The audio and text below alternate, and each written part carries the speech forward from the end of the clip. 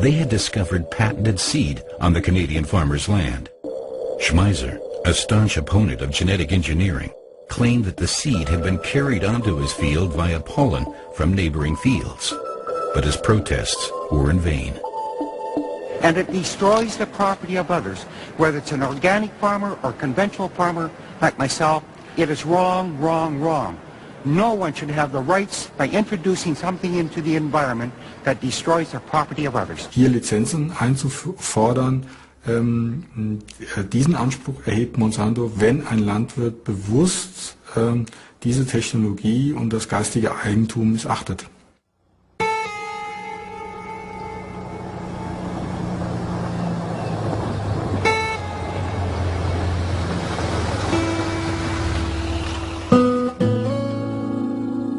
Heartland, USA. Here, the corporation decides for itself which farmer they will take to court. Farmers that buy supplies from Monsanto have to sign a contract that precisely defines the type of crop sown and the methods used, and which prohibits the farmer from using his own harvest again as seed the next season. In addition, the farmer commits to purchasing new seed each year at a high price, and must allow inspectors onto his land at any time. Jeffrey Smith, publicist and environmental activist, is collecting material in an effort to fight against the corporation's monopoly politics. He pays a visit to Dean Chambers in Iowa. The farmer reports that many of his colleagues would rather buy the expensive Monsanto technology than try to defend themselves. The cultivation of conventional plants that have not been genetically engineered has become practically impossible, he reports. You know, if I'm surrounded by corn and it's genetically modified, if I could lose my crop because the crop's genetically contaminated.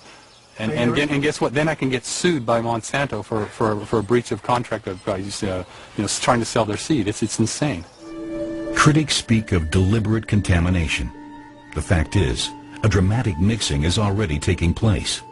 And all the while, the risks of the new genetic technology for the environment and the consumer are still anything but clear.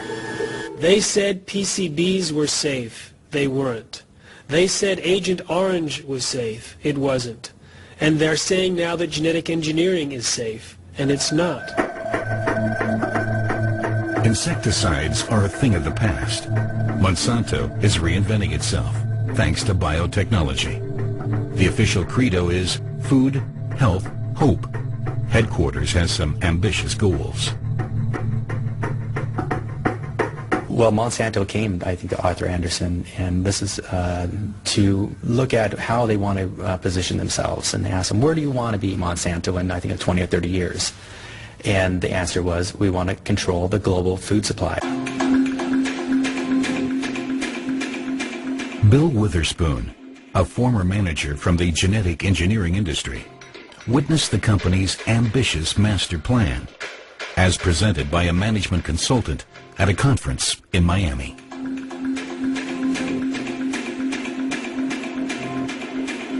The consultant believed that Monsanto would, through controlling intellectual property, patents, right, worldwide control, not have to worry about market share, because there would be no one else to compete against them.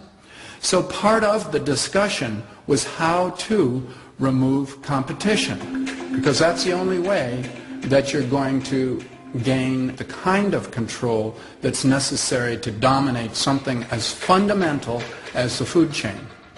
It wasn't about getting market share.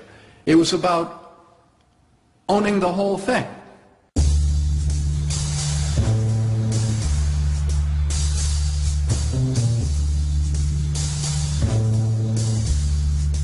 Farmers in Germany still have no idea how far the corporation is going to take its patent actions. Nonetheless, Christoph Zimmer is uneasy. The first laboratory results are in, and they are anything but encouraging. He wants to conduct further tests on the farm of Manfred Horlacher, who breeds an especially old race of pig. Beim Werner und beim Frieder, da haben wir auch schon untersucht. dann haben wir festgestellt, dass bis zu 75% von den Schweinen diese Gene enthalten haben, auf die Monsanto da das Patent erhebt. Not so easy obtaining a hair sample. As if the clever Zhao wants to keep the genetic secret behind her ample proportions to herself. She can't be lured out of her corner. Some soy meal comes to the rescue.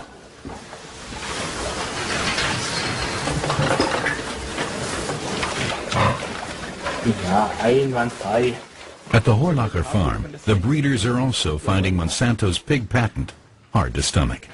Ich denke, dass das nur ein Grund sein kann, um diese Landwirte abhängig zu machen von dem Konzern, wie es ja dann auch in dem Bereich Getreide oder Mais ja schon passiert, dass die Leute das Saatgut ausschließlich von Monsanto beziehen müssen, das Spritzmittel, das Düngemittel und so weiter, und in eine totale Abhängigkeit kommen.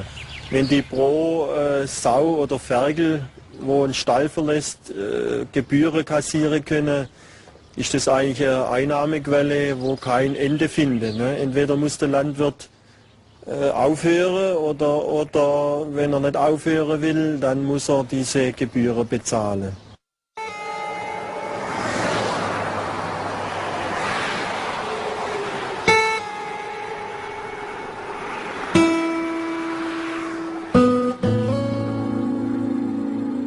In the United States and other countries, there are increasingly frequent reports of problems with genetic engineering.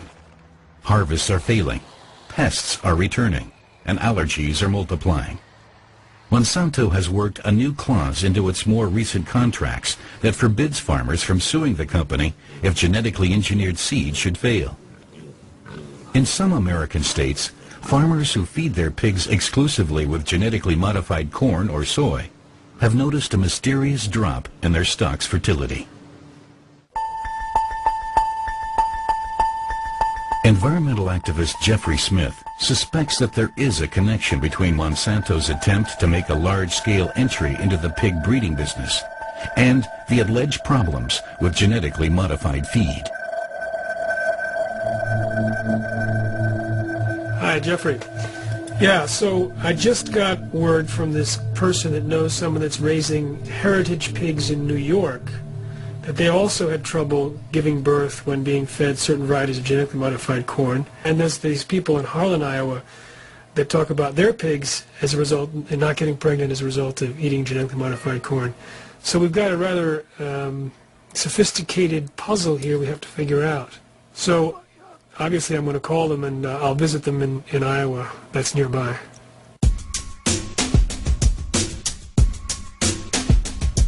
Jeffrey Smith wants to get an impression of the situation at the farm of Leland Kaufman, who recently had to give up breeding pigs. He now purchases his livestock from a large breeder.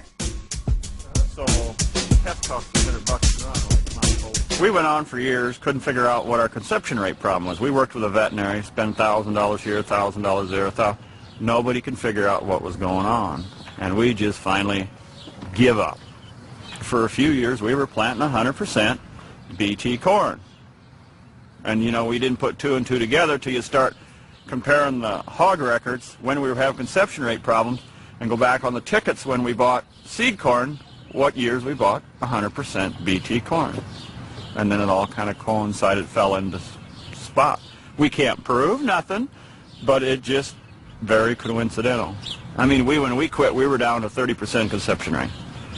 It was thousands of dollars.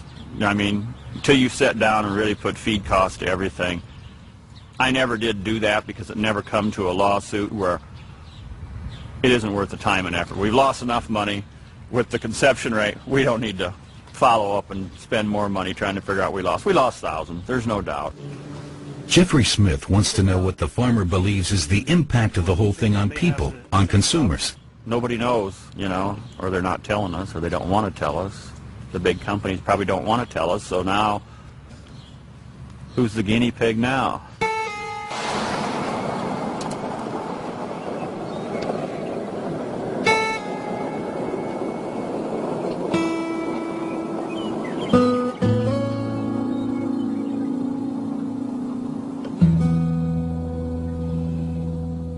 When you insert a gene, the DNA can rearrange, can delete genes, turn them on permanently, turn them off.